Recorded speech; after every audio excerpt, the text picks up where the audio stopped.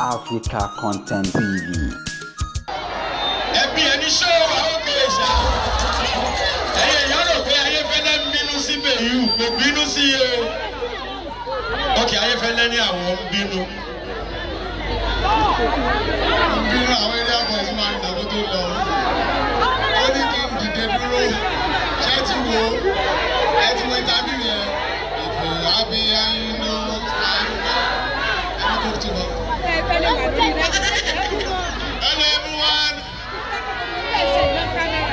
Happy Children's Day. Ẹ jọ̀ọ́ ẹ ká kọrin fún dáàdì wa o. Ó ní if you are happy and you know stand up. Amazing, amazing, amazing.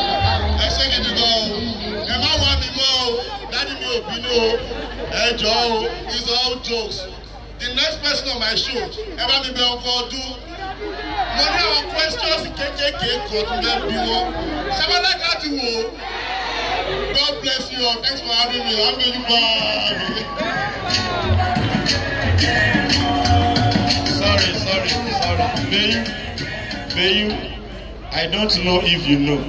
I want to tell you, I am Odunlade Ade's Caller's media manager.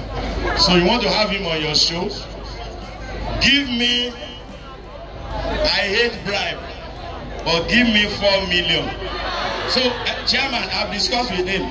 He's bargaining to 100,000. But, okay, no problem. God bless you.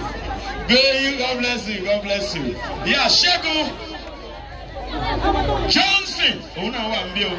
So they know it. So they know it. So they know it. So they know it.